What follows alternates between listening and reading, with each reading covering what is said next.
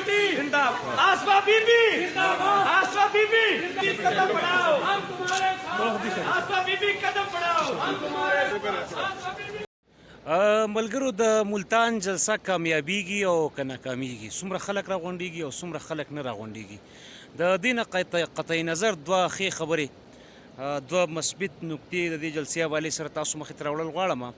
یوه دا چې اوس آی جي پنجاب پولیسو ته امر وکړو چې ټول رکاوټونه لرې کړي. نو دا ښه خبره دا ده چې خلکو پاکستان کې اوسېدونکي ټول خلک دا حق لري چې د جمهوري رویو سره، د جمهوري اقدارو سره، د آئین سره، د قانون سره سم د احتجاج کم حق چې دی، د راغونډېدو کم حق چې دی، هغه اکسرسایز کړي.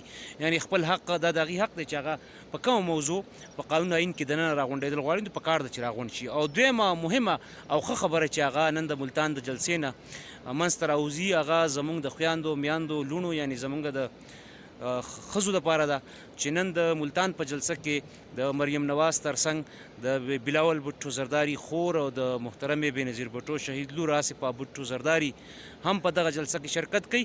نو د ومن امپاورمنټ د ښځو د اختیار دپاره، د ښځو د امپاور کولو دپاره دا یو ډیر لوی او مهم قدم دی.